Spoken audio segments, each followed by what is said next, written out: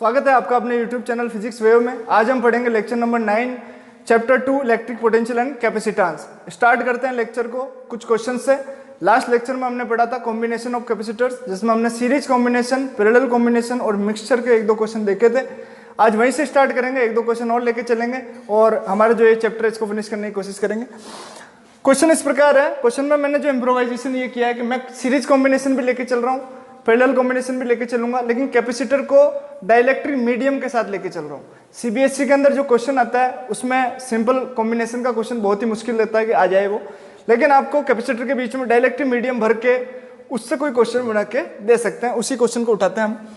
जैसे for example यहाँ पर एक कैपेसिटर है और इस कैपेसिटर में देखो बच्चों इस तरीके से दो अलग अलग डाइलेक्ट्रिक मीडियम भर दिए गए। इस तरीके से देखो, ये वाली लाइन वाला जो डाइलेक्ट्रिक मीडियम है ये K1 डाइलेक्ट्रिक कांस्टेंट का है। मैं आपको पहले बता चुका हूँ डाइलेक्ट्रिक मीडियम क्या होता है। कोई इंसुलेटिंग मीडियम होता है, जैसे फॉर एग्जांपल आप समझ लो इसको कि आपने इसमें माइका भर रखी है, माइका अभ्रक बोतल जिसको कहते हैं, आपने इसमें भर दी।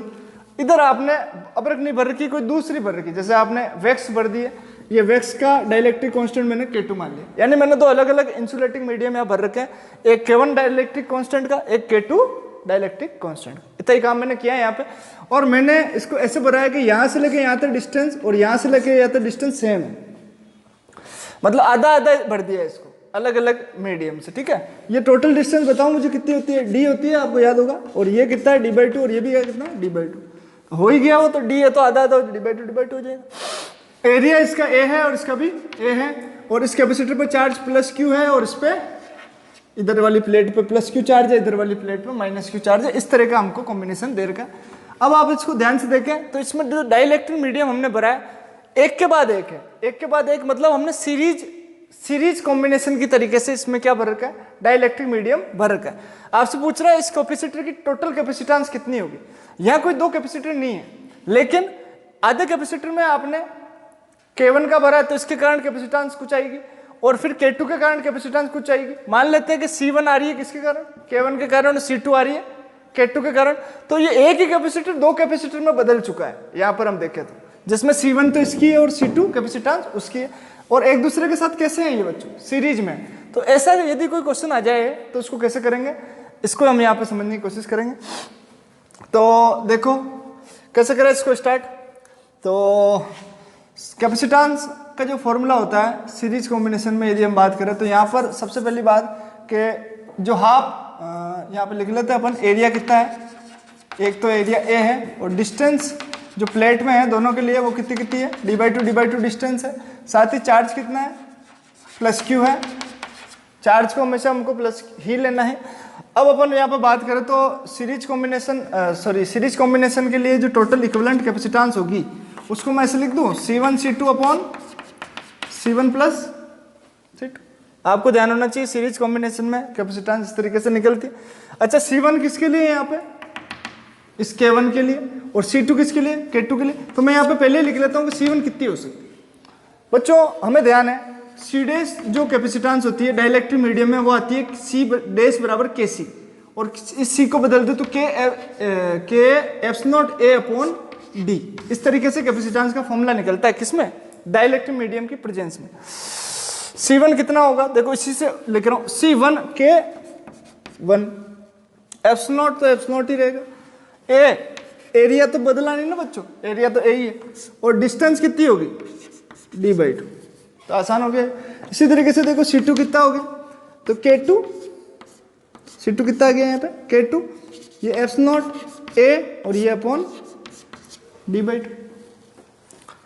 इन दोनों वैल्यू को उठा के इसमें रख दो, आपके सामने क्या आ जाएगी? इसकी टोटल इक्विवेलेंट कैपेसिटेंस आ जाएगी, या फिर सीरीज कॉम्बिनेशन यदि आप मान के चल रहे तो ये टोटल कैपेसिटेंस आपके सामने आएगी। चलो चेक करते हैं इसको। लिखो भैया, K1 F0 A upon D/2 into C2 into करना है, तो K2 F0 A by D/2 upon K1 F0 A D/2 plus K2 F0 A D/2। Solve करें इसको, तो यहाँ सोल्व कर लेते हैं। CS बराबर क्या आ रहा है? यहाँ से ध्यान से देखो, इसका स्क्वायर हो रहा है लेकिन K1 K2 अलग रह जाएंगे, बाकी का स्क्वायर हो रहा है। तो K1 तो K2 ये रहा, K1 K2 और इसका स्क्वायर हो गया eps naught A by D by two का होल स्क्वायर अपॉन, बेटा स्क्वायर हो जाएगा ना, eps naught A by D by two eps naught, इसका स्क्वायर हो गया। इधर कॉमन निकल गया है, देखो eps naught A D by two, eps naught A D by two common निकल गया, कॉमन निकाल लो, eps naught A D by two common निकल गया। अंदर क्या बचा K1 प्लस K2, एक बार से स्क्वायर कट गया, एक बार से क्या कट गया, स्क्वायर कट गया। तो हमारे पास क्या आ गया K1 K2 upon K1 plus K2 और ये आ गया इधर apps naught A D by to. अब ये जो डी बाई टू है इसको उछाड़ो, ये क्या करेगा, उछल के सीधा नीचे से कहाँ जाएगा, ऊपर। तो हमारे पास क्या है 2 और यहाँ आएगा K1 K2 upon K1 plus K2 और ये एप्स नॉट ए अपॉन डी। और बच्चों ये सिंपल कैपेसिटेंस होती है वैक्यूम में। यदि कैपेसिटर के बीच में कोई मीडियम नहीं होता तो उसकी कैपेसिटेंस कितनी होनी चाहिए थी, एप्स नॉट ए अपॉन डी होनी चाहिए थी। तो लिख सकते हैं अपन टू क्यों आया, 2C, इसको क्या लिखे C, तो फिर इसको क्या लिखा था CS, इसको भी क्या लिखा था CS, ये CS और ये CS, तो CS बराबर क्या है 2C और ये आ गया K1 K2 upon K1 plus K2, जहां पर C किसके बराबर है, एप्स नॉट ए अपॉन डी के। तो ये आपके सामने है। अब वो कहते हैं कि दो नहीं है, कितनी है, N है, कितनी है 1 2 3 4 5 N प्लेट है। तो आपको क्या करना है, 2 की जगह क्या कर देना है, यहाँ पे N लगा देना है। बात समझ में आ गई क्या? तो इस तरीके से आप इक्विवेलेंट कैपेसिटेंस यहाँ पर निकाल सकते हैं, किसके अंदर, सीरीज में, यदि आपके दो डाइलेक्ट्रिक मीडियम भरे हो। तो ये क्वेश्चन आया हुआ है बोर्ड एग्जाम में, तो आप इसको करेंगे तो आपको समझ में आ जाएगा। चलो अब एक क्वेश्चन और लेते हैं।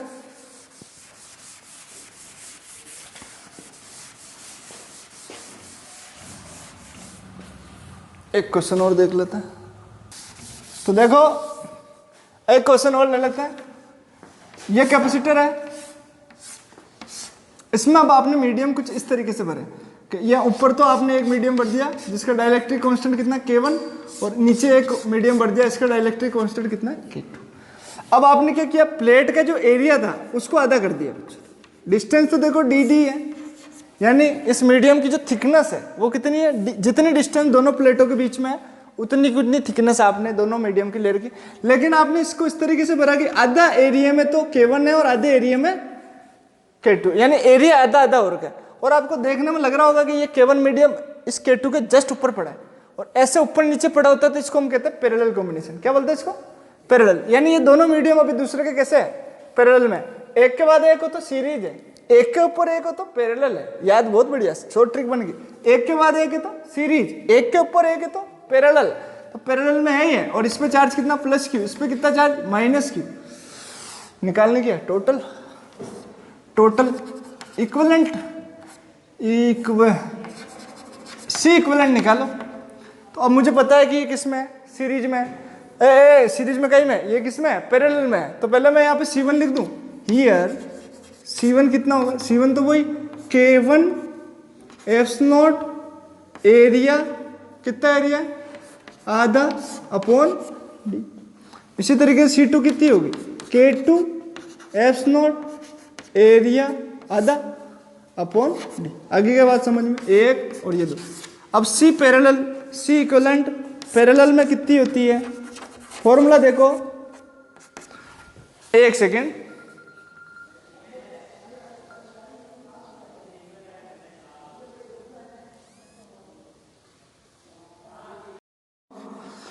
पैरेलल में हम इसको निकालना चाह रहे हैं बच्चों। पैरेलल के लिए जो कैपेसिटेंस का फॉर्मूला होता है वो C1 प्लस C2 होता है। दोनों मीडियम आपके पैरेलल में है, तो आप इससे इस पूरे सिस्टम के यदि आप टोटल जो कैपेसिटेंस है वो निकालना चाहते हैं तो आप C1 प्लस C2 करें। सीरीज में आपने C1 C2 upon C1 plus C2 किया था, यहाँ पे आप C1 प्लस C2 करेंगे तो आपके पास में देखिए इन दोनों वैल्यू को पुट करना है आप उनको वन इक्वेशन 1 और 2 से। C1 कितना है आपके पास, K1 apps not A by 2 upon D plus K2 apps not A by 2 upon D. अब इसमें हमें जो भी चीज़ कॉमन दिख रही हो उसको बाहर निकाल लो आप। तो आपके पास में देखो यहाँ पे कॉमन निकल रहा है apps not A upon 2 upon D, into लगा दो इसमें, और अंदर क्या बच जाएगा K1 प्लस K2। ठीक है, तो हमारे पास में जो टोटल कैपेसिटेंस आ गई सी इक्विवेलेंट वो कितनी आ गई, देखो ये 2 को मैं यदि साइड में रख दूँ तो 1/2 यहाँ हो जाएगा और यहाँ हो जाएगा एप्सिलॉन ए अपॉन ये डी। देखो ये a/2 को मैं 1/2 अलग लिख दूँ तो एप्सिलॉन ए अपॉन डी बचेगा और यहाँ क्या बच रहा है, ये k1 प्लस k2। तो C इक्विवेलेंट यहाँ पे कितनी आ गई, ये चीज़ C कहलाती है। ये चीज़ क्या कहलाती है बच्चों, C बराबर होता है ना एप्सिलॉन ए अपॉन डी। तो ये हो गया C/2 k1 प्लस k2, जो वैक्यूम में जितनी कैपेसिटेंस है उसका आधा और साथ में k1 प्लस k2। इस तरीके से आपकी कैपेसिटेंस आएगी। दोनों ही केस में जो कैपेसिटेंस है वो इंक्रीज हो रही है और इस तरीके से आप इसको करें। अब देखिए कंपैरिजन यदि हम करें पैरेलल वाला ये फॉर्मूला है हमारा और सीरीज वाला मैं वापस लिख देता हूँ यहाँ पे C इक्विवेलेंट का। तो मेरे पास आया था 2C k1 k2 upon k1 plus k2। ऐसा फॉर्मूला अभी थोड़े से पहले एक क्वेश्चन में हमने निकाला। ये देखिए ये किस में, जब आपने मीडियम को किस में डाल रखा है, सीरीज कॉम्बिनेशन में, एक के बाद एक रख रखा। कहीं आपको ऐसा नहीं लगता कि जैसे जो कैपेसिटेंस का फॉर्मूला सीरीज और पैरेलल कॉम्बिनेशन में था वैसा का वैसा ही डाइलेक्ट्रिक मीडियम के साथ देखने को मिल रहा है। देखो सीरीज में आपके जो कैपेसिटेंस आती है जैसे 2 के लिए तो C1 C2 upon C1 plus C2 आती है। तो यहाँ पे जो डाइलेक्ट्रिक मीडियम है उनकी जो डाइलेक्ट्रिक कॉन्स्टेंट्स है वो भी कैसा है, k1 k2 upon k1 plus k2। 2 लिए थे तो 2 आ गया, n लेंगे तो n आ जाएगा और उसी तरीके से जो अलग अलग मीडियम की जो डाइलेक्ट्रिक कांस्टेंट है वो आएगी। फिर वहाँ k1 k2 upon k1 plus k2 नहीं आएगा, वहाँ k1 k2 k3 और जब 3 आ जाते हैं तो फिर आपको ध्यान है k1 प्लस k2 नहीं लिखते, फिर लिखते k1 k2 plus k2 k3 plus k3 k1। जैसे आपको मैंने 3 कैपेसिटर के लिए सीरीज कॉम्बिनेशन में फॉर्मूला याद कराया था C1 C2 C3 upon C1 C2 plus C2 C3 plus C3 C1। तो जितने ज़्यादा कैपेसिटर आएंगे उस हिसाब से उसका नया फॉर्मूला और नई आपको यहाँ पे वैल्यू या नया एक्सप्रेशन आपको देखने को मिलेगा। करना कैसे है ऐसे क्वेश्चंस को, क्योंकि आ सकते हैं, तो आपको ध्यान रखना है पहली बात जो इंपॉर्टेंट है कि सीरीज में है या पैरेलल में मीडियम। पैरेलल में है तो एरिया को आधा कर दो, डिस्टेंस को d रहने दो और C बराबर C1 plus C2 plus C3 plus C4 जितने हैं उतने जोड़ दो। उसमें क्या करें, उसमें वो फॉर्मूला नहीं लगेगा फिर C इक्विवेलेंट का जो मैं डायरेक्ट लगाया था C1 C2 upon C1 plus C2, ये नहीं लगेगा। ये सिर्फ किसके लिए, 2 के लिए। यदि आपके 3 है 4 है तो फिर आप क्या करें 1 में ले लें और लिखे यहाँ 1/C1 plus 1/C2 plus 1/C3 plus कितने ही होना n, इसमें लिख लो, जो कॉमन निकला निकाल लो, काट लो, जो आपके पास जो भी आंसर आएगा वो इस फॉर्म में आएगा। यहाँ 2 की जगह n आ जाएगा और यहाँ पर जो भी इसकी जो डाइलेक्ट्रिक कांस्टेंट है वो आपको मिलेंगे। तो ये तरीका है जिससे हम कॉम्बिनेशन के साथ में डाइलेक्ट्रिक मीडियम को पढ़ रहे हैं और कैपेसिटेंस पे इसकी क्या इफेक्ट पड़ रहा है यहाँ से हम सीख रहे हैं। ठीक है, अब नेक्स्ट जो हमारा टॉपिक है energy store in a capacitor, इसको देखते हैं अपने। तो आसान चीज़ थी, आप लोग कर सकते हैं। बहुत बार ये जो सीरीज और पैरेलल में जो 2 एक्सप्रेशन आपने निकाले इनका रेशो पूछ लेता है कि सीरीज में जो रिजल्ट आया आपका और जो पैरेलल में जो रिजल्ट आया उसका रेशो बताइए। तो फिर आपको क्या करना पड़ेगा, इन दोनों का डिवाइड कराना पड़ेगा और जो भी रिजल्ट आपके सामने आएगा वो आपका फाइनल आंसर होगा। तो क्वेश्चन को आराम से पढ़ के फिर आप आंसर देने की कोशिश कीजिएगा। नेक्स्ट है energy store in a capacitor. Energy capacitor में कैसे स्टोर होती है, या सीधे सीधे कहूँ कि चार्ज कैसे एनर्जी में स्टोर कैपेसिटर में स्टोर होता है। तो हम यहाँ पे ऐसे कह सकते हैं कि when we connect a capacitor या a battery to the capacitor, the chemical kinetic energy या the chemical energy, chemical, the chemical energy of the battery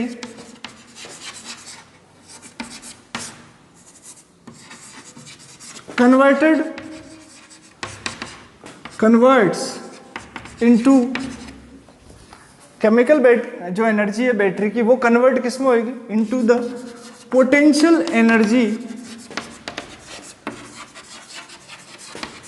of the capacitor. तो ये जो एनर्जी स्टोर की बात अपन यहाँ पे कर रहे हैं कि कोई भी कैपेसिटर में कितनी एनर्जी स्टोर होगी, ये एनर्जी आ कहाँ से रही, भाई देखो, हम जानते हैं एनर्जी कंजर्वेशन लॉज को हम जानते हैं। एनर्जी को ना तो उत्पन्न किया जा सकता है, ना ही नष्ट किया जा सकता है। एनर्जी को तो एक फॉर्म से दूसरी फॉर्म में क्या किया जा सकता है, ट्रांसफर या कन्वर्ट किया जा सकता है। ये चीज हम जानते हैं। ऊर्जा संरक्षण या एनर्जी कंजर्वेशन लॉ है, यहाँ पर भी लागू हो रहा है। आपकी जो बैटरी आपने जो कनेक्ट की है कैपेसिटर से, जिससे आप उस कैपेसिटर को चार्ज करना चाह रहे हैं, उस बैटरी की जो केमिकल एनर्जी है, उस बैटरी में जो भी आपने इलेक्ट्रोलाइट या विद्युत अपघटे जो डाल रखा है, उस विद्युत अपघटे या इलेक्ट्रोलाइट में जो एनर्जी केमिकल फॉर्म में स्टोर है, वो एनर्जी कन्वर्ट होगी किसमें, पोटेंशियल एनर्जी में। और वो पोटेंशियल एनर्जी क्या कहलाएगी, एनर्जी स्टोर हो पे इन ए कैपेसिटर। तो ये कुछ भी नहीं है, वो केमिकल एनर्जी जितनी होगी उतनी की उतनी एनर्जी इसमें स्टोर हो जाएगी। हमें यहाँ पे क्या करना है, एक तो हमें ये समझना है कि एनर्जी स्टोर होती है तो कैसे, क्या प्रोसेस क्या है, ठीक है। दूसरी चीज, इस एनर्जी का एक्सप्रेशन क्या होता है, मतलब ये जो एनर्जी का आप मतलब फॉर्मूला निकालने जा रहे हैं यहाँ पे, कितने कितने तरीके से अपन इसको डिफाइन कर सकते हैं, कितने तरीके से इसके एक्सप्रेशन आ सकते हैं। आपके जो क्वेश्चन आएगा एग्जाम में, वो ये नहीं कहेगा कि प्रूव करो energy store in a capacitor, वो तो न्यूमेरिकल क्वेश्चन देगा आपको। तो आपको मेनली यहाँ पे जो याद करना है वो है कि एनर्जी का फॉर्मूला क्या होता है। अब देखिए, हम जानते हैं काइनेटिक एनर्जी का फॉर्मूला होता है हाफ mv², है ना। काइनेटिक एनर्जी का फॉर्मूला क्या होता है, हाफ mv²। हम इलेक्ट्रिक पोटेंशियल एनर्जी का फॉर्मूला बोले तो दो चार्जेस के लिए Q1 Q2 अपॉन R12, तीन चार्ज है तो Q1 Q2 upon R12 plus Q2 Q3 upon R23 plus Q3 Q1 upon R31। इस तरीके से अपन अलग अलग एक्सप्रेशन देखते आए हैं अलग अलग एनर्जी के लिए। तो यहाँ पे जो कैपेसिटर की एनर्जी है उसके लिए एक्सप्रेशन कैसा होगा, तो मैं पहले ही लिखा देता हूँ आपको। तीन एक्सप्रेशन होते हैं, आने वाला टॉपिक आपको याद रहे नहीं रहे, ये तीन एक्सप्रेशन आपके दिमाग में अच्छे तरीके से सेट हो जाने चाहिए। यदि ये एक्सप्रेशन आपको आते हैं तो आने वाले जो अगले 2 या 4 जो भी टॉपिक मैं आपको बताने वाला हूँ नेक्स्ट, वो आपको बहुत अच्छे तरीके से समझ में आ जाएंगे। तो ध्यान से देखिए आप, पहले ही जो फॉर्मूला है वो है Q² upon 2C। First, potential energy किसके इक्वल होगी, Q², चार्ज के स्क्वायर अपॉन 2 इंटू कैपेसिटेंस, ठीक है। पैरेलल प्लेट कैपेसिटर की कैपेसिटेंस है, इसको आप बदल सकते हैं ε0 A अपॉन D में। दूसरा फॉर्मूला U बराबर 1/2 CV², ये तो ऐसे देखने को मिलता है 1/2 mv², काइनेटिक एनर्जी होती है 1/2 mv², वैसे 1/2 CV²। वह m मास होता है या C कैपेसिटेंस है, वह v² स्पीड होती है। यहाँ पे क्या होता है, यहाँ पे पोटेंशियल का स्क्वायर है। तीसरा फॉर्मूला U बराबर 1/2 चार्ज इंटू पोटेंशियल। और तीन फॉर्मूला आपके सामने, और देखो एक याद होना चाहिए, बाकी सब निकल जाते हैं। ये बताऊं यहाँ से ये कैसा है, देखो हम जानते हैं Q बराबर क्या होता है, C इंटू V। अब ये नहीं जानते हो तो फिर बात गलत है। आपको बताया था स्टार्टिंग में कि Q बढ़ाते हैं तो V बढ़ता है, अरे Q बढ़ाते हैं तो V बढ़ता है, तो Q बराबर क्या होता है, CV, कॉन्स्टेंट आता है, ये ध्यान रखना है। तो Q² है तो क्या हो जाएगा, C² V², या C² V², C से C कट गया, 1/2 CV², ये आ गया। इसमें क्या दिक्कत है, कोई दिक्कत नहीं। ये चाहिए तो फिर C को बता हटा दो, इसे जानते हैं यहाँ से Q बराबर CV, तो C बराबर Q/V क्या हो जाएगा, C बराबर Q/V फॉर्मूला है तो कैपेसिटेंस का, चार्ज अपॉन पोटेंशियल। याद रख दो, Q²/2 Q/V, Q से Q कट गया, V ऊपर आ गया, 1/2 QV। तो तीनों फॉर्मूले एक ही तो हैं, लेकिन अलग अलग जगह पर अलग अलग फॉर्मूला काम में आएगा, इसलिए तीनों याद होने चाहिए। तीनों में से सबसे ज्यादा इंपॉर्टेंट ये 1 2 ये दोनों तो आपको ढंग से याद होने चाहिए। अभी आया कैसे, इसके बारे में बात कर लेते हैं। तो सबसे पहले तो हमने इसको याद किया कि ये फॉर्मूला होता कैसा है, पहचान होगी। अब ये आया कैसे इसको समझते हैं। तो हमने क्या किया, यहाँ पे एक कैपेसिटर लिया इस तरीके से, और कैपेसिटर को ऐसे लिया कि अभी हमने माना है कि इसकी प्लेट 1 और ये प्लेट 2, ये 1 नीचे लिख देता हूँ और ये प्लेट 2 नीचे लिख देता हूँ। इस पे चार्ज अभी कितना है, 0 0 है। इस पे चार्ज कितना है, 0 0 0 0 का मतलब ये वाली प्लेट भी कैसी है, न्यूट्रल है, ये वाली प्लेट भी कैसी है, न्यूट्रल है, और ये वाली प्लेट भी कैसी है, न्यूट्रल है, कोई दिक्कत नहीं है। अब क्या कर रहे हैं हम, सेकंड वाली प्लेट से पॉजिटिव चार्ज को उठा उठा के कहा लेके आ रहे हैं, फर्स्ट प्लेट पे लेके आ रहे हैं। लो रे, लो इधर से चार्ज उठा उठा के, जैसे यहाँ से एक चार्ज जाएगा, कौन सा चार्ज जा रहा है, पॉजिटिव चार्ज। जैसे पॉजिटिव चार्ज जाएगा यहाँ पे, ये न्यूट्रल है भैया, यानी यहाँ पर जितना पॉजिटिव है उतना का उतना ही नेगेटिव भी है। आपने जैसे ही यहाँ से एक पॉजिटिव निकाला, यहाँ पर किसकी वैल्यू बढ़ जाएगी, नेगेटिव की वैल्यू बढ़ जाएगी, यानी यहाँ पर कौन सा चार्ज आने लग जाएगा, माइनस। और यहाँ से उठा उठा के आप प्लस लेके आ रहे हैं, यहाँ पे पॉजिटिव और नेगेटिव बराबर है, न्यूट्रल है ये, लेकिन आप पॉजिटिव एक्स्ट्रा उठा लाए, तो अब यहाँ पे कौन सा चार्ज आने लग जाएगा, प्लस वाला। ये चीज समझ में आ रही है? अभी तक कुछ नहीं किया सर। अब इसके बाद हमने स्टार्ट किया, ये 1 और ये 2, इसमें उठा उठा के लाए आप, तो ये प्लस प्लस आ गया इस पे, और इस पे क्या आ गया, दोनों न्यूट्रल कंडक्टिंग प्लेट्स पे, एक पे पॉजिटिव आ गया, एक पे नेगेटिव आ गया। कैसे? हमने उठा उठा के लाए। अब आप एक स्टेज तक आप ऐसे लाते गए, एक स्टेज ऐसी आई कि इसमें जो न्यूट्रल चार्ज था, जैसे फॉर एग्जांपल ऐसे मान लो अभी आप कितने लाए, 3 3 6 लाए, मैं कह दूं कि यहाँ पर 12 पहले थे, ऐसे 12 प्लस थे ना, ऐसे भी समझ लो। और 12 भी कैसे थे, 6 तो प्लस के थे और 6 ही माइनस के थे, तो टोटल कितना था, 0 था। अरे इस प्लेट में मैंने कह दिया कि 6 पॉजिटिव चार्ज थे और 6 नेगेटिव चार्ज थे, तो टोटल कितना था, 0 न्यूट्रल थी। यहाँ पे भी कितना था, 6 पॉजिटिव थे और 6 नेगेटिव थे, तो टोटल कितना था, 0 ही था। तो अब यहाँ से आप उठा के 6 लिया है, इधर के इधर, किधर लिया है, इधर लिया है, तो आपके ये जो 6 नेगेटिव है ये तो उस पॉजिटिव से क्या हो गए, बैलेंस। तो यहाँ पे कितने बच गए ओवरऑल, ये 6 प्लस के। बात समझ में आ रही ना? अरे इधर से प्लस उठा के लाए तो 6 प्लस ये वाले इधर इसके पास लाओगे तो ये आपस में क्या हो जाएंगे, न्यूट्रल। तो ओवरऑल आपके पास में अब 0 बचेगा क्या, आपके पास में कितना बच गया, 6 प्लस के। क्लियर? वहां से आपने कितना लिया है, 6 प्लस के लिया है, तो अब यहाँ पे आपके पास कितना बच गया, 6 माइनस। आपका ये जो प्लेट है इस पे टोटल अब कैसा चार्ज आ चुका है, पॉजिटिव, और इस पे चार्ज कैसा आ चुका है, नेगेटिव। इस प्लेट का जो पोटेंशियल है, मान लेते हैं कि Q/R है, या जो भी है Q/R, और या फिर ऐसे कर देते हैं Q/R फॉर्मूला या काम नहीं करता, ED है, और इसका भी पोटेंशियल कितना है, ED। लेकिन बेटा देखो ध्यान से, ये वाला पोटेंशियल किस चार्ज के कारण है, प्लस के कारण, और ये वाला पोटेंशियल किसके कारण है, माइनस के कारण। प्लस चार्ज के कारण पोटेंशियल की वैल्यू ज्यादा होती है, माइनस चार्ज के कारण, पॉजिटिव चार्ज के कारण वैल्यू ज्यादा होती है हमेशा। तो आपके इस प्लेट पे पोटेंशियल कैसा आ गया, आप ज्यादा है, हाई पोटेंशियल है, यानी ये वाली प्लेट किस पे आ चुकी है, आप हायर पोटेंशियल पे आ चुकी, और ये वाली प्लेट किस पे आ गई है, आपकी लोअर पोटेंशियल। बात सही है क्या? अब आप ध्यान से समझिए, अब भी मैं इसमें से कोई छोटा सा, एक बहुत ही छोटा सा, कितना, प्लस DQ, बहुत छोटे को मैं DQ से बता रहा हूँ, चार्ज बहुत कम है तो DQ ले लेता है, और कैसा है बेटा, पॉजिटिव है, उठा के इधर लाना चाहता हूँ, तो मैं कहां से ला रहा हूं, मैं हायर पोटेंशियल की तरफ लाना चाह रहा हूं। कहां से, लोअर पोटेंशियल से। क्या ये पॉसिबल है क्या? अरे कोई भी चार्ज हमेशा हायर पोटेंशियल से लोअर पोटेंशियल जाता है, लोअर पोटेंशियल से हायर पोटेंशियल नहीं जाता। फिर भी आप लाना चाहते हैं, तो जब आप लाना चाहते हैं तो अब ये आएगा नहीं, ऐसे अपना आप नहीं आएगा। लोअर पोटेंशियल से हायर पोटेंशियल कभी नहीं आएगा, हायर से लोअर अपना आप जाता है।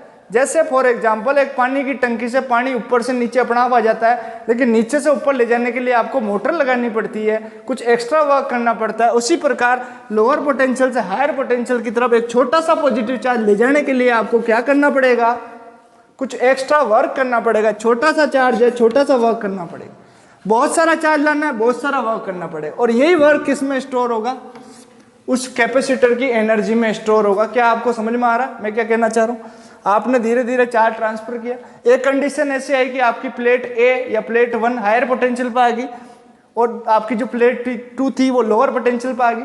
अब ऐसी कंडीशन आने के बाद आपने फिर भी कोई प्लस DQ चार्ज, छोटा सा चार्ज यहाँ ट्रांसफर करने की कोशिश की, जो कि लोअर से हायर नहीं हो सकता, तो हमें इसके अगेंस्ट में कुछ वर्क करना पड़ा, और यही वर्क हमारी किस में स्टोर होने लगता है, उसकी पोटेंशियल एनर्जी में स्टोर होने लगता है, किसकी, कैपेसिटर की। Is that clear? तो अब इसको मैथमेटिकली कैसे बताएं? तो देखो सामान्य सी बात है कि हायर टू लोअर तो जा सकता है, लोअर टू हायर नहीं जा सकता, तो एक्स्ट्रा वर्क डन करना पड़ेगा। मान लिया कि ऐसी कंडीशन पे इस पे चार्ज आ गया Q डैश, और इस पे कितना चार्ज आ गया, माइनस Q डैश, और अभी कितना लाना चाह रहे हैं आप इधर से, DQ, तो यहाँ पर चार्ज कितना रहेगा, अरे माइनस Q डैश था, DQ वाले जाना चाह रहे तो minus Q dash minus DQ, ऐसा कह सकता हूँ मैं। यहाँ पर चार्ज हो गया। मान लिया कि इस पूरी कंडीशन में पोटेंशियल कितना है, V डैश है, तो यहाँ लिख सकते हैं हम कि द पोटेंशियल,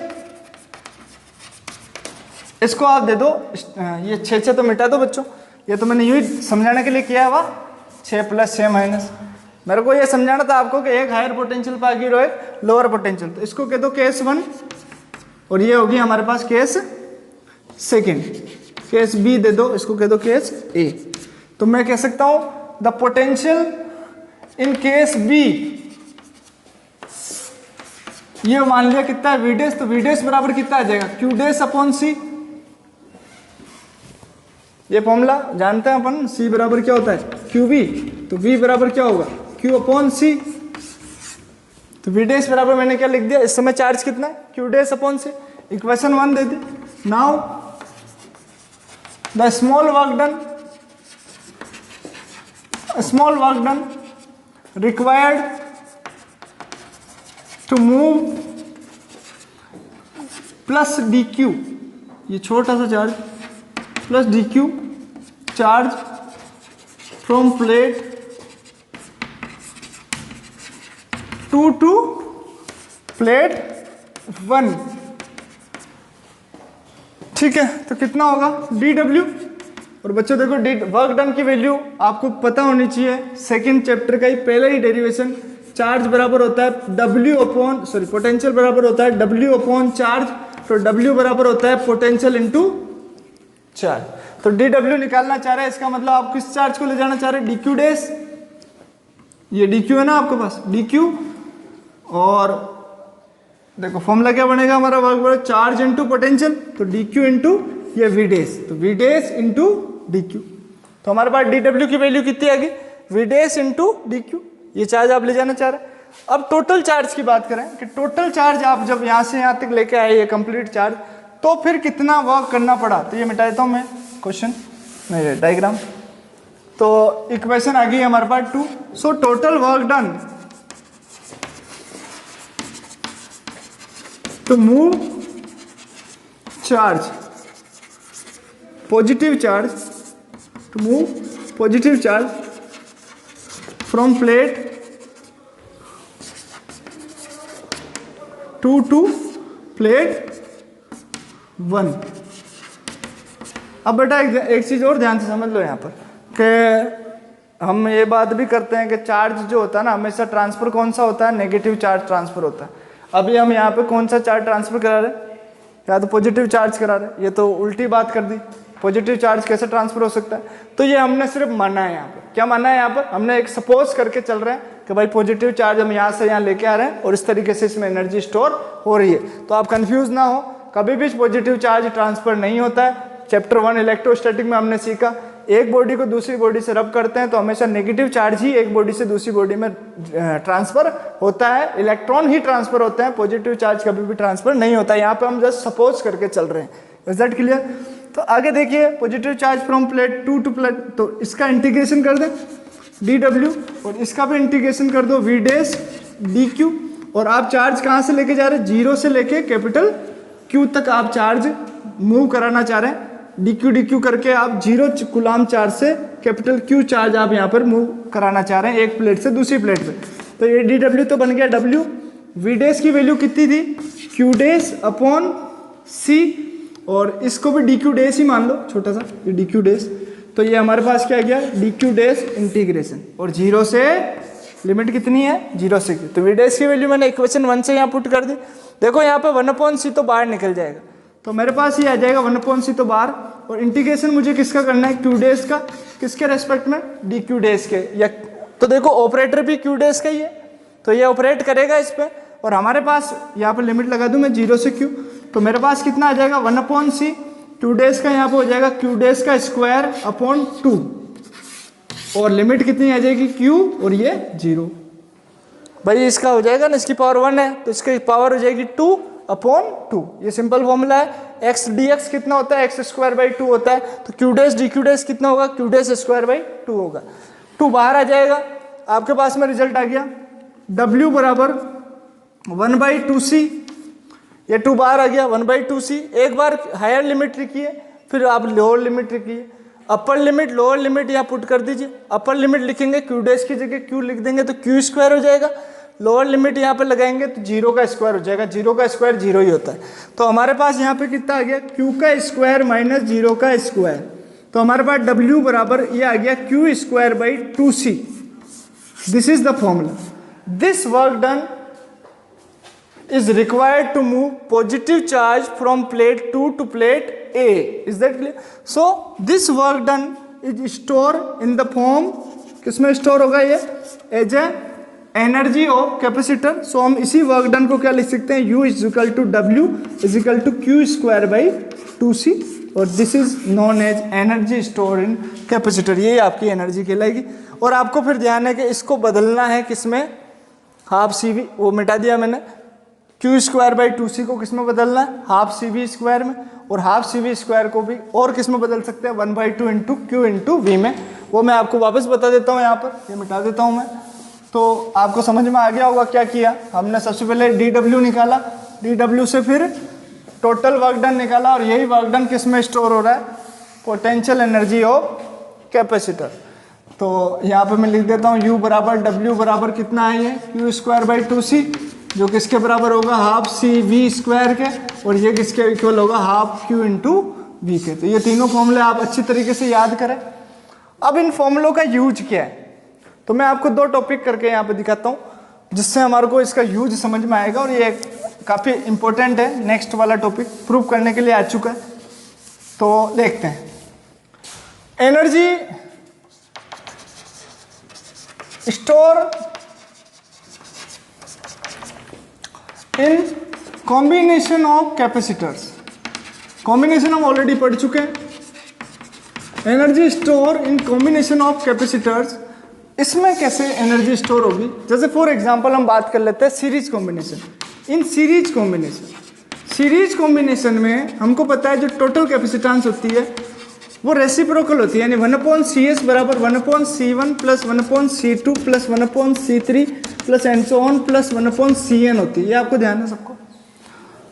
C को मैं इक्विवेलेंट कह दूं, यही फॉर्मूला होता है सीरीज कॉम्बिनेशन के लिए. सीरीज कॉम्बिनेशन में हमको ये भी पता है कि चार्ज कैसा रहता है? कांस्टेंट रहता है. चार्ज कैसा रहता है? हमेशा कांस्टेंट. चार्ज मतलब कैपिटल Q हमेशा कांस्टेंट रहता है. मुझे बताओ बच्चों, इन तीनों फॉर्मूलों में ऐसा कौन सा फॉर्मूला है जिसमें चार्ज दिख रहा हो आपको? तो आप बोलेंगे कि हमें 2 फॉर्मूले दिख रहे हैं, एक तो ये और एक ये. ये फॉर्मूले में चार्ज कांस्टेंट रहने के बाद एनर्जी किस पे डिपेंड करेगी? एकमात्र कैपेसिटेंस पे. इस फॉर्मूले में चार्ज कांस्टेंट रहने पर एनर्जी किस पे डिपेंड करेगी? पोटेंशियल. हम यहाँ पर हमारी सहूलियत के लिए ये वाला टर्म यहाँ पे यूज करना चाह रहे हैं कि मैं यहाँ कहना चाह रहा हूँ कि भाई जो टोटल एनर्जी है मेरी U यानी टोटल, वो कितनी है? Q square upon 2C equivalent है. मैं ये कहना चाह रहा हूँ कि मेरे सीरीज कॉम्बिनेशन की टोटल एनर्जी कितनी है? चार्ज तो कांस्टेंट है, Q है तो Q रहेगा, भले बहुत 10 बार Q लिख दो 10 कैपेसिटर पे तो भी रहना तो Q ही है. अपॉन 2C की जगह मैंने कितना लिख दिया यहाँ से? C equivalent. और मुझे बताओ 1/C इक्वलेंट कितना है? 1/C1, 1/C2, 1/C3, 1/ ऐसे ही है ना. तो मैं इसको बस ऐसे ही करता हूँ. बाई 2 तो बाहर रह गया, अंदर 1/C इक्वलेंट को क्या लिख दिया? 1/C1 plus 1/C2 plus 1/C3 plus and so on plus 1/, कर सकते हैं ऐसे. बहुत आसान है देखो. और ऐसे करते ही अब इसको मल्टीप्लाई कर दो तो Q square by 2C1 plus Q square by 2C2 plus Q square by 2C3 plus Q square by 2C4 plus and so on plus Q square upon 2CN. यानी ये देखो ये क्या आ गया आपके पास? U टोटल बराबर ये क्या है बच्चों? Q square by 2C1. ये फर्स्ट कैपेसिटर की एनर्जी है. ये क्या है? फर्स्ट कैपेसिटर की एनर्जी. यानी इसको आप लिख सकते हो U1 प्लस ये आपका सेकंड कैपेसिटर की एनर्जी, इसको आप लिख सकते हो U2 plus U3 plus and so on plus U1. यानी जितने भी कैपेसिटर आपने सीरीज कॉम्बिनेशन में जोड़े, उन सब कैपेसिटर की अलग अलग एनर्जी का टोटल सम, उनका जो एडिशन आप करेंगे, उससे आपको उस पूरे कॉम्बिनेशन की टोटल एनर्जी मिल जाएगी. तो ये बहुत आसान हो गया. सीरीज कॉम्बिनेशन में आपको क्वेश्चन पूछ सकता है. आपको कैपेसिटेंस कौन पूछ रहा है? आपसे तो पूछ रहा है एनर्जी बताओ टोटल कितनी है, और एक एक की बता दी. 2 कैपेसिटर जोड़े, बोला फर्स्ट कैपेसिटर की एनर्जी है इतने जूल, दूसरे कैपेसिटर की एनर्जी है इतने जूल, बताओ कॉम्बिनेशन की टोटल एनर्जी कितनी? आपके दिमाग में आया सीरीज कॉम्बिनेशन, आपने इसको कर दिया U1 U2 upon U1 plus U2. जैसा कैपेसिटेंस का फॉर्मूला पड़ा था वैसे ही कर दिया. U1 U2 upon U1 plus U2, जबकि आपको करना क्या था, U1 प्लस U2 करना था। यानी आपको जितने कैपेसिटर दे दे उनकी अलग अलग एनर्जी को आप ऐड कर देंगे तो आपको टोटल एनर्जी वहां पर मिल जाएगी। ये बहुत इंपॉर्टेंट रिजल्ट है, आप इसको देखें। अब मैं इसी की बात करूंगा पैरेलल के लिए। तो देखो पैरेलल में क्या होगा, मिटा देता हूं मैं इसको। तो अब आपको आश्चर्यचकित होने वाला रिजल्ट मिलेगा यहाँ पे। इन पैरेलल कॉम्बिनेशन में एनर्जी कितनी स्टोर होगी, देखिए। पैरेलल कॉम्बिनेशन में हम जानते हैं कि C बराबर क्या होता है, C इक्विवेलेंट बराबर C1 plus C2 plus C3 plus and so on plus Cn, ऐसे होती है ना पैरेलल कॉम्बिनेशन।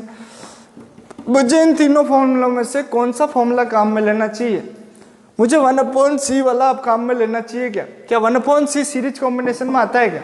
नहीं आता है। पैरेलल में आता है क्या? नहीं आता, सीरीज में आता है। तो ये फॉर्मूला तो यहाँ से काम में लेना नहीं, तो यही ले लेते हैं C इक्विवेलेंट। तो मैं यहाँ कह दूं टोटल एनर्जी पैरेलल कॉम्बिनेशन में टोटल एनर्जी कितनी होगी, 1/2 C equivalent into V square. और फिर यहाँ V स्क्वायर लिखने के पीछे कारण ये भी हो गया कि पैरेलल कॉम्बिनेशन में V कैसा रहता है, अरे V कैसा रहता है, कांस्टेंट। तो मुझे यही लेना था, ये तो ले ही नहीं सकता, चार्ज कांस्टेंट नहीं रहेगा। चार्ज कहाँ है, पैरेलल कॉम्बिनेशन में चार्ज कांस्टेंट नहीं रहता, अलग अलग रहता। तो मैं ये तो लिख ही नहीं सकता, यही लिख सकता था, V कांस्टेंट रहता है, C इक्विवेलेंट मुझे लिखनी है।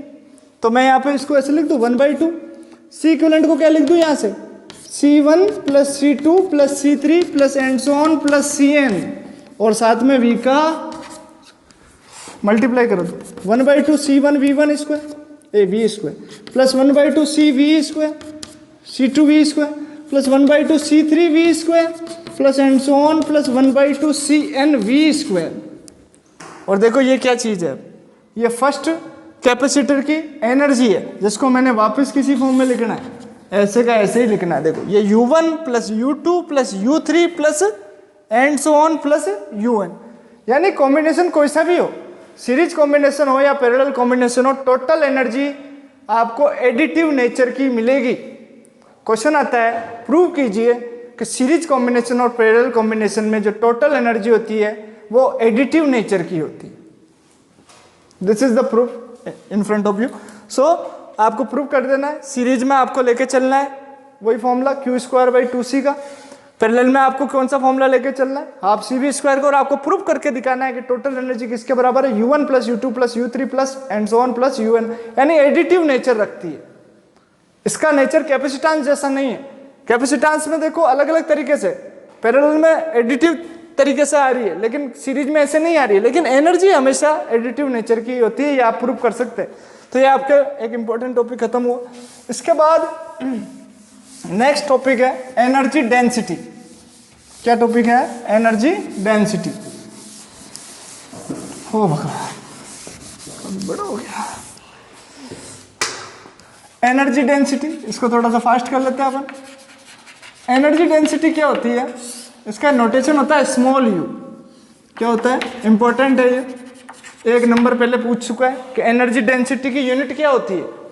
एनर्जी डेंसिटी स्केलर होती है, वेक्टर होती है। एनर्जी डेंसिटी का फॉर्मूला क्या होता है, एनर्जी डेंसिटी की डेफिनेशन क्या होती है, क्या एनर्जी डेंसिटी प्रेशर के बराबर होती है, क्या एनर्जी डेंसिटी इलेक्ट्रिक प्रेशर और एनर्जी डेंसिटी के दोनों के एक्सप्रेशन लिखिए। इस तरीके से क्वेश्चन खूब सारे बन जाते हैं इसमें। तो अब आगे देखें आप, इलेक्ट्रिक एनर्जी डेंसिटी मैं निकालना चाह रहा हूं क्योंकि मैं पढ़ा रहा हूं इलेक्ट्रोस्टैटिक्स। इलेक्ट्रोस्टैटिक में जो बात कर रहे हैं सारी की सारी इलेक्ट्रिक फील्ड की है, तो हम यहाँ पर निकालना चाह रहे हैं इलेक्ट्रिक एनर्जी डेंसिटी। लेकिन इसी की तरीके से मैग्नेटिक एनर्जी डेंसिटी भी होती है, वो हम सीखेंगे चैप्टर नंबर 4 में। फिलहाल आपको यहाँ पे बताना है इसकी डेफिनेशन। तो द एनर्जी स्टोर इन पर unit volume, the energy store in पर unit volume of a capacitor, capacitor का जो भी वॉल्यूम है उसके अंदर कितनी एनर्जी स्टोर है उसका रेशियो एनर्जी डेंसिटी कहलाता है। तो द एनर्जी स्टोर इन पर unit volume of a capacitor is known as, किसी भी कैपेसिटर के एकांक आयतन में संचित ऊर्जा उसका ऊर्जा घनत्व कहलाती है। एनर्जी डेंसिटी को हिंदी में क्या कहते हैं, ऊर्जा घनत्व। ऊर्जा घनत्व, घनत्व का मतलब ही क्या होता है? पर यूनिट वॉल्यूम, आयतन में कितनी ऊर्जा स्टोर है। तो किसी भी कैपेसिटर के टोटल वॉल्यूम में कितनी एनर्जी स्टोर है, वही उसकी एनर्जी डेंसिटी कहलाती है यहाँ पे। तो is known as energy density of the capacitor. Is that clear? ये है आपके पास U, small U, formula small U का बहुत ही सुंदर, capital U upon capital V. What is capital U? Electric energy, electric potential energy. कौन सी वाली? के Q1 Q2 अपॉन R12 वाली या ये वाली? अभी थोड़ी देर पहले निकाल ली थी, half CV square Q square by 2C। Electric potential energy capacitor वाली है ना, तो मैं लिख सकता हूँ electric energy store in capacitor, ज्यादा आसान रहेगा। पोटेंशियल में लिखूंगा, आप वो वाला फॉर्मूला लिख देंगे, electric energy store in a capacitor, capacitor. और ये क्या चीज है? वॉल्यूम। तो इसको बदले, U बराबर, ये फॉर्मूला होता है कौन सा लेवल? ये ले लो आप, Q square by 2C।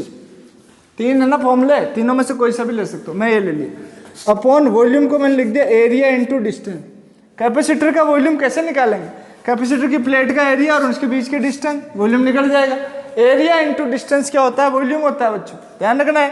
Area की यूनिट मीटर स्क्वायर, डिस्टेंस की unit metre, metre square into metre, metre का क्यूब, और वॉल्यूम तेरी यूनिट कितनी? मीटर का क्यूब। यानी एरिया इंटू डी लिखूं और वी लिखूं, एक ही बात है। सी का फॉर्मूला मुझे पता है कितना है, एप्स नॉट ए अपॉन डी है, और क्यू का फॉर्मूला भी पता है मेरे को। क्यू बराबर कितना होता है? सिग्मा इंटू एरिया, पता है ना? अरे ये होता है नहीं होता है? होता है। और सिग्मा बराबर कितना होता है? इलेक्ट्रिक फील्ड बराबर होता है सिग्मा अपॉन एप्स नॉट। तो बताओ सिग्मा बराबर कितना हो जाएगा यहां से?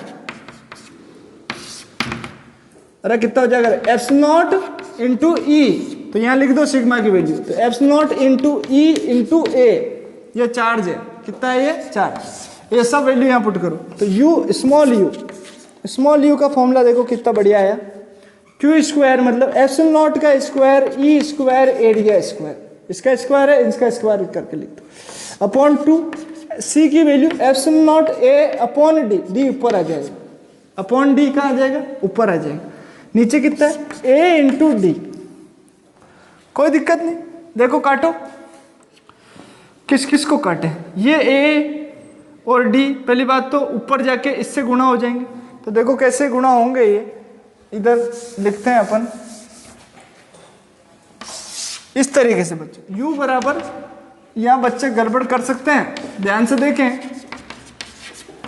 ये जो चीज है ये इससे ही मल्टीप्लाई होगी, ये इसके नीचे एक और है, ये ऊपर जाएगा तो ये 1 अपॉन आएगा। तो 2 into apps naught into A into 1 upon A D. और अब देखो ए से ए स्क्वायर से ए स्क्वायर कट, डी से डी कट, एप्स नॉट से ये कट, तो u बराबर आ गया 1/2 apps not E square. Is it the,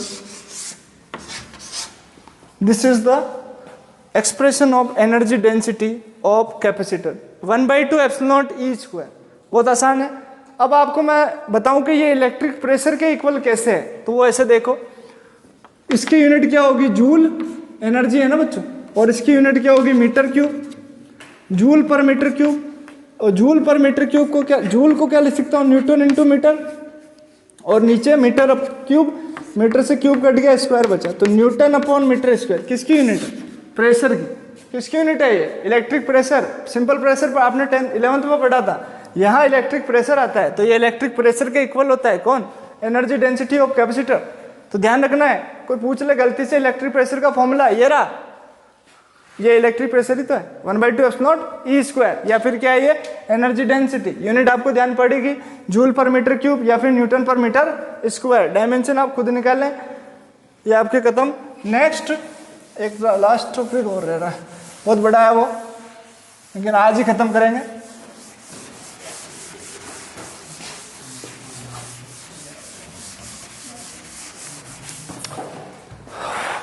last topic is redistribution of charges.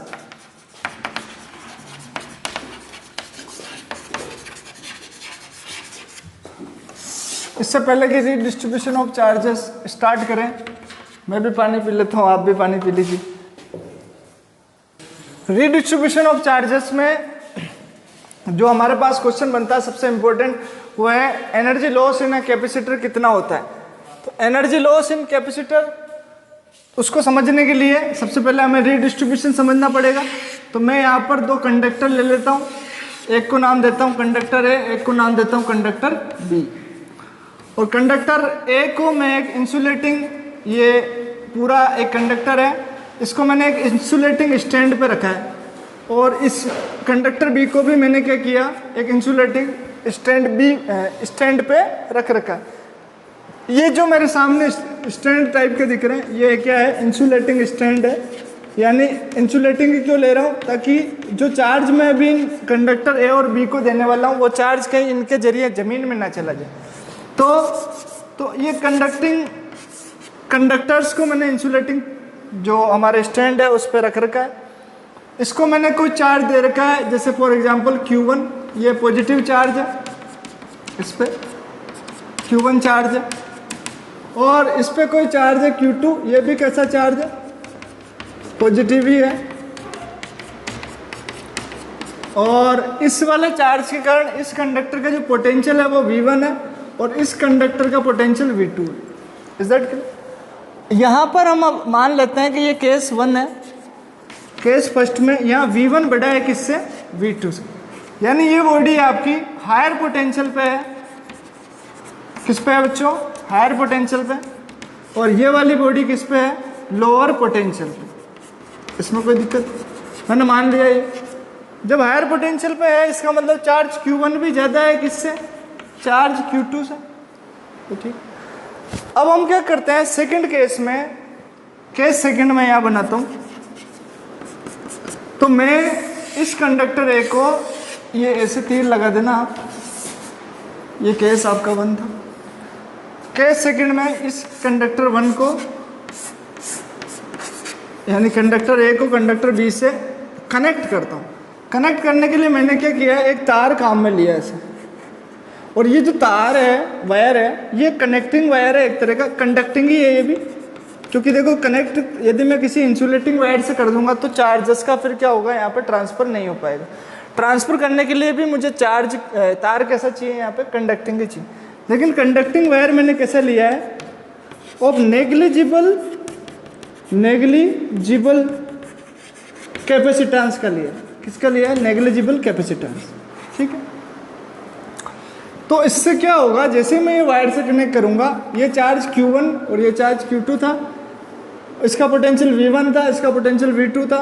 हमको पता है V1 बड़ा था किससे, V2 से। तो हायर पोटेंशियल वाली बॉडी से लोअर पोटेंशियल वाली बॉडी की तरफ चार्ज क्या होने लगेगा, ट्रांसफर होने लगेगा। यानी इससे चार्ज उस पर जाएगा।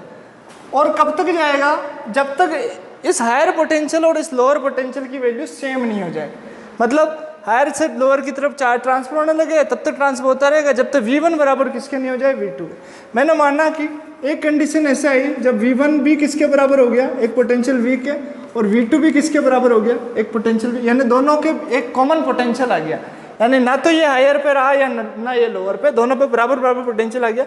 इस समय इनके नए चार्जेस Q1 और ये Q2 बेस थी। ये हमारे सामने दो कंडीशन है, केस 1 और केस 2।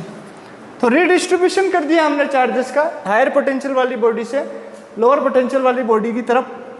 किसकी मदद से, एक कंडक्टिंग वायर की मदद से, जिसका खुद का कोई कैपेसिटेंस नहीं है।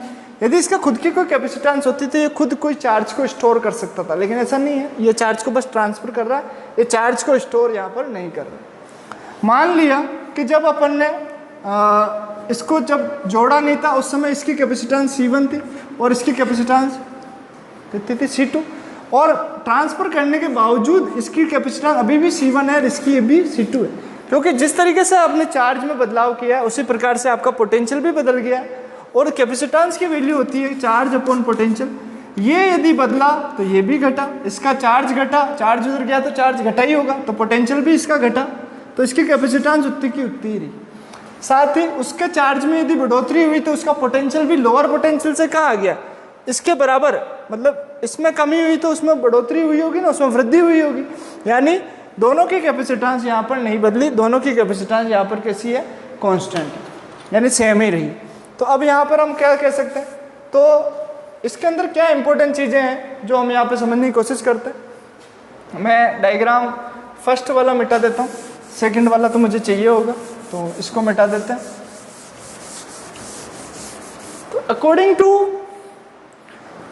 Conservation of charges, first thing तो जो हमें समझनी है, according to conservation of charges,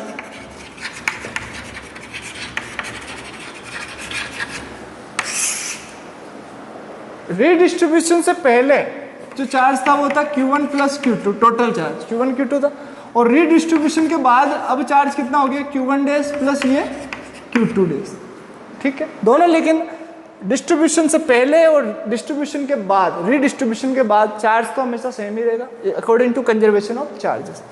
Q1 को हम कैसे लिख सकते हैं, C1V1, इसको लिख सकते हैं C2V2 बराबर, इसको लिख सकते हैं C1V प्लस C2V। क्यों? क्योंकि डिस्ट्रीब्यूशन के बाद, रीडिस्ट्रीब्यूशन के बाद दोनों का ही पोटेंशियल कैसा हो गया था, VV हो गया था। तो ये जो कॉमन पोटेंशियल आपने V यहाँ पे कॉमन निकाला, C1 C2, और ये आ गया C1 V1 plus C2 V2। तो यहाँ पर हमारे पास कॉमन पोटेंशियल V की वैल्यू आ गई, जो कि इंपॉर्टेंट है, क्वेश्चन पूछता है इस पर।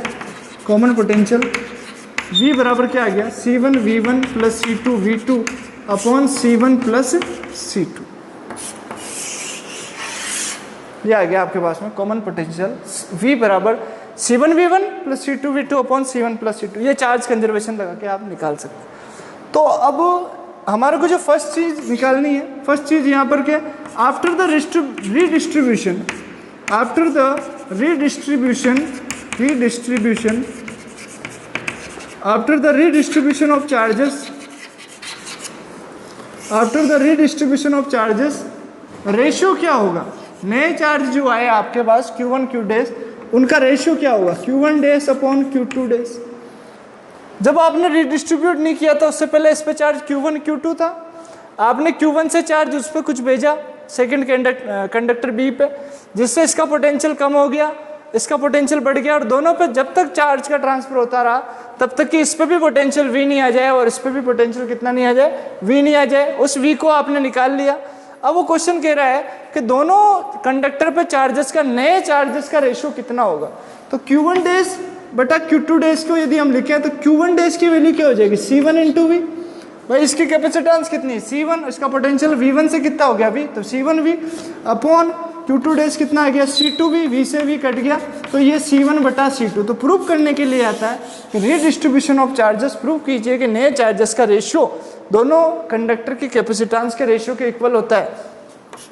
आप प्रूव कर सकते हैं, बड़ा ही आसान है, कॉमन पोटेंशियल निकाल के ये आप प्रूव कर सकते हैं। इसके अलावा और क्या पूछता है, तो अब ये एक प्रूव करने के लिए क्वेश्चन पूछता है कि मैं लिख देता हूँ यहाँ पे आपके, बड़े ही आसान है ये भी। प्रूव कीजिए, सेकंड नंबर डाल दो, उसको आप फर्स्ट डाले थे तो इसको सेकंड डाल दीजिए। प्रूव कीजिए कि delta V1 upon delta V2 is equal to होता है C2 अपॉन C1।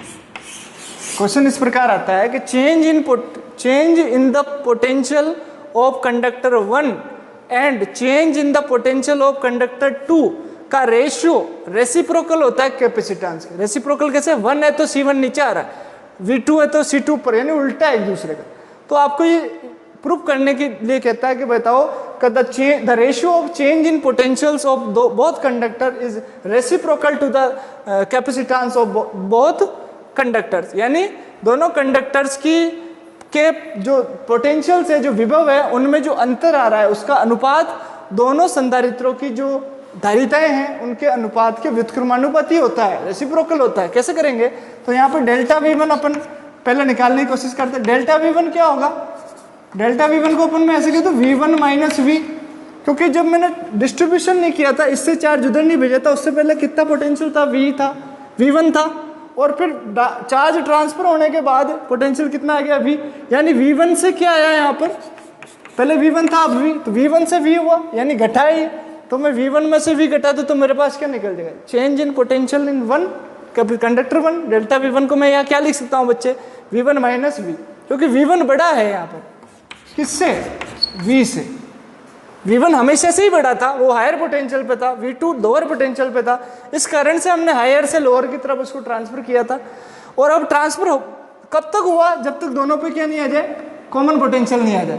तो आपका V1 तो ज्यादा ही है ना कॉमन पोटेंशियल से, तो इस तरीके से आप इसको लिख सकते हैं। अब यहाँ पे देखो V1 V की वैल्यू कितनी बताई अभी मैंने, C1 V1 plus C2 V2 upon C1 plus C2, LCM ले लो, ये ऊपर आएगा तो C1 V1 plus C2 V1 दोनों के साथ मल्टीप्लाई कर दो, एक बार इसके साथ करोगे C1 V1, एक बार इसका C2 V1 minus C1 V1, ये फिर minus minus plus minus C2 V2 upon C1 plus C2।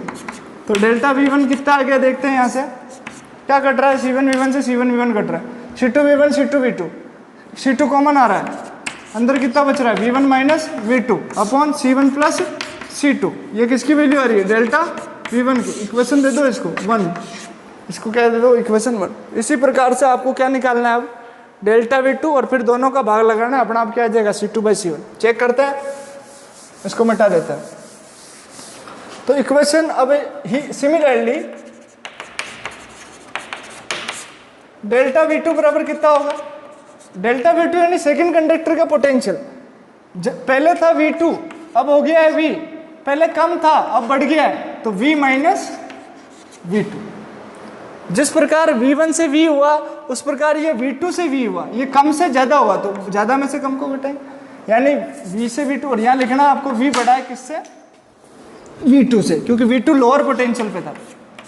ठीक है, V की वैल्यू वापस रख दो, कॉमन पोटेंशियल जो यहाँ पर रखी है आपने, V की कितनी रखी, C1 V1 plus C2 V2 upon C1 plus C2। तो ये C1 V1 plus C2 V2 upon C1 plus C2 minus V2, LCM ले लो, C1 V1 plus C2 V2 ऊपर जाएगा माइनस C1 V2 माइनस, देखो minus है तो plus भी minus बन जाएगा, C2 V2 upon C1 plus C2।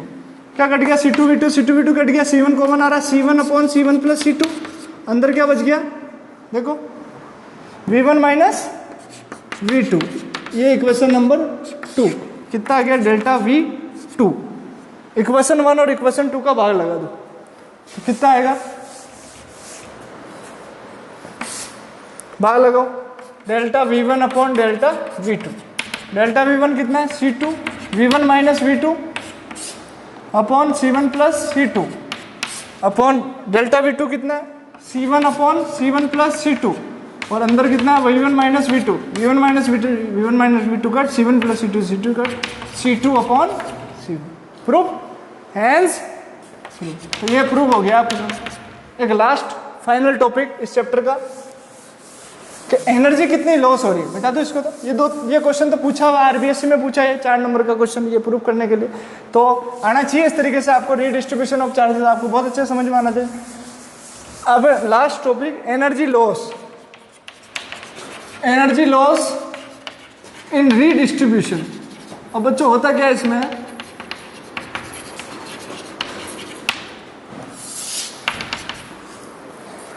जब एक कंडक्टर से दूसरे कंडक्टर को आप किसी तार से कनेक्ट करते हैं, और ऐसा तार जो खुद चार्ज स्टोर नहीं कर सकता, और इसमें हायर पोटेंशियल वाले से लोअर पोटेंशियल वाले की तरफ चार्ज ट्रांसफर होता है तो नया चार्ज आ जाता है। ये चीज़ थी ना, चार्ज कब तक ट्रांसफर होता है, जब दोनों पे पोटेंशियल कैसा नहीं हो जाए, बराबर नहीं हो जाए। तो जब ट्रांसफर नहीं हुआ था उससे पहले की एनर्जी और ट्रांसफर होने के बाद की एनर्जी, यू आई और यू फाइनल। आई कौन सी, इनिशियल वाली, पहले जब आपने तार लगाया नहीं था उससे पहले की एनर्जी, दोनों कंडक्टर की एनर्जी निकाल दो आप। इसकी मान लो U1 है, इसकी मान लो U2, दोनों को जोड़ दो, क्या आ जाएगी, U इनिशियल। और ट्रांसफर होने के बाद में U फाइनल कैसे आएगी, U1 plus U1 dash plus U2 dash. Transfer के बाद मान लेते हैं इसकी पोटेंशियल कितनी, U1 डैश और उसकी U2 डैश। जब इनको घटाते हैं अपन, UI में से U घटाते तो ये तो 0 आना चाहिए, यानी जो चेंज होना चाहिए एनर्जी में कितना आना चाहिए, 0, क्योंकि भाई चार्ज तो ट्रांसफर हुआ है, एनर्जी थोड़ी कम घट जाएगी। लेकिन बच्चों ये 0 नहीं आता, ये 0 नहीं आता है। तो ये 0 नहीं आता है तो इसका मतलब क्या हुआ कि यहाँ पर जो एनर्जी स्टोर थी इनमें, कुछ एनर्जी जब ये ट्रांसफर हुआ होगा तब हीट की फॉर्म में या इलेक्ट्रोमैग्नेटिक रेडिएशन की फॉर्म में यहाँ से रिलीज हो जाती है। यहाँ से रिलीज होने का मतलब हो गया कि इनिशियल और फाइनल में से जब आप घटाओगे तो 0 नहीं आने का मतलब ये हो गया कुछ एनर्जी का यहाँ पे लॉस हुआ है, किसकी फॉर्म में, हीट और इलेक्ट्रोमैग्नेटिक रेडिएशन। कब, जब आप रीडिस्ट्रीब्यूशन कर रहे हैं चार्जेस का एक कंडक्टर से दूसरे कंडक्टर, तो वो कितना लॉस होगा, वो लॉस हमें यहाँ पर फाइंड आउट करना है। तो आपको ध्यान पड़ गया होगा लॉस किससे निकलेगा। तो लॉस किससे निकलेगा, लॉस इन एनर्जी बराबर किसके होगा, change in total energy delta U. और डेल्टा यू बराबर यहाँ पे कितना लिखेंगे, U I minus U F. U I क्या चीज़ है यहाँ पे, यू आई यहाँ पे चीज़ है, मैंने देखो यू एफ माइनस यू आई भी कर सकता था, फाइनल एनर्जी माइनस इनिशियल, लेकिन मैं कह रहा हूँ कि एनर्जी का लॉस हो रहा है, इसका मतलब स्टार्टिंग में एनर्जी पहले ज़्यादा रही होगी और ट्रांसफर के बाद में रीडिस्ट्रीब्यूशन के बाद में एनर्जी घट गई होगी, इसलिए इनिशियल वाली ज़्यादा है किससे, फाइनल वाले से, इसलिए यू आई माइनस क्या कर रहा हूँ, यू एफ कर रहा हूँ। यू आई की वैल्यू कैसे निकलेगी, तो यू आई की वैल्यू मैं अलग से निकाल लेता हूँ यहाँ पे, इनिशियल बराबर U one plus U two before the redistribution, before the redistribution. तो आप इसको निकालेंगे तो U1 कितना होता है, हाफ C1 V1 स्क्वायर, पहला कंडक्टर उसकी कंडक्टिविटी कितनी, उसकी कैपेसिटेंस कितनी थी C1, उसका पोटेंशियल कितना था V1, half C1 V1 square. दूसरे वाले की कैपेसिटेंस C2, इसका हाफ C2 V2 स्क्वायर। ये किसकी वैल्यू है, ये UI है, कितनी है ये। इसी तरीके से UF निकालो, UF कितनी होगी, U1 प्लस U2 ही होगी, लेकिन ये U1 dash plus U2 dash होगी आफ्टर द रीडिस्ट्रीब्यूशन। लिख देते हैं यहाँ पे, पूरा लिख लेना। तो ये U1 डैश कितना हो जाएगा, हाफ, देखो कैपेसिटेंस तो C1 की C1 ही रही है डिस्ट्रीब्यूशन के बाद, लेकिन पोटेंशियल V1 से कितना हो गया, अब V हो गया, बराबर बराबर हो गया ना दोनों पे, तो हाफ C1 V स्क्वायर, और ये कितना हो जाएगा, हाफ C2, ये भी V हो जाएगा, V2 की जगह भी, ये आगे UF और ये आगे V, इसको 1 इसको 2 पुट कर दो। तो देखो हमारे पास पुट करने के बाद कितना आया, मैं डायरेक्ट लिख रहा हूँ, अब आप समझ गए होंगे, न्यूमेरिकल क्वेश्चन आता है इस पर, डायरेक्ट आपको ऐसे ही निकालना। इसको आप लिखेंगे half C1 V1 square plus half C2 V2 square minus half C1 plus C2, देखो ध्यान से समझना, half C1 V square plus half C2 V square, ये माइनस है, यहाँ पे क्या आएगा, माइनस आएगा। अरे भाई प्लस माइनस प्लस क्या हो जाएगा, माइनस हो जाएगा। तो हमारे पास कितना आ गया, half C1 V square V1 square plus half C2 V2 square minus half C1 minus, देखो ब्रैकेट लगा दूँ तो C1 प्लस C2 दोनों कॉमन निकल जाएंगे, V स्क्वायर बाहर निकल जाएगा, C1 प्लस C2 अंदर आ जाएगा, और जैसे माइनस वापस लगाऊंगा क्या बन जाएगा, ये इससे मल्टीप्लाई करो माइनस ही बन जाएगा। तो ये है हमारे पास डेल्टा U। अब आप इसको देखो और खतरनाक तरीके से खोल सकते हो, क्यों, क्योंकि V की वैल्यू आपको ध्यान है कितनी होती है, C1 V1 plus C2 V2 upon C1 plus C2। यहाँ पे आप खोलो इसको, C1 V1 plus C2 V2 upon C1 plus C2 का होल स्क्वायर, फिर एलसीएम लो, काटापासी करो, लास्ट में जो आंसर आएगा वो इस तरीके से आएगा, half C1 C2 upon C1 plus C2 V1 minus V2 का whole square. This is the final answer. आपके लिए होमवर्क है कि इसको आप रख के सोल्व करें, क्या ये आपके पास रिजल्ट आता है, यही आपकी एनर्जी। हालांकि ये डेरिवेशन पूछे तो करना है आपको, बाकी जो न्यूमेरिकल क्वेश्चन आएगा उसके आपका इससे ही काम हो जाएगा। आप इनिशियल अलग से निकाल लेना, फाइनल अलग से निकाल लेना, दोनों को घटा देना, आपके क्या आ जाएगा, चेंज इन एनर्जी या फिर लॉस इन एनर्जी, जो कि किसकी फॉर्म में हो रहा है, हीट और इलेक्ट्रोमैग्नेटिक रेडिएशन की फॉर्म में। ये था आपके सामने chapter number 2 electric potential and capacitance. एक टॉपिक इसमें जरूर छूटा है अभी तक, पोलराइजेशन मैंने अभी इसमें नहीं बताया। नेक्स्ट चैप्टर हम सेमीकंडक्टर स्टार्ट करेंगे, उससे स्टार्ट करने से जस्ट पहले 5 या 10 मिनट के अंदर वो पोलराइजेशन भी हम वहाँ पे डिस्कस करके नेक्स्ट चैप्टर की तरफ आगे बढ़ेंगे। फिलहाल ये पूरा चैप्टर आपके सामने खत्म हो चुका है, अच्छे से इसको प्रैक्टिस करें। तब तक के लिए all the best, bye bye.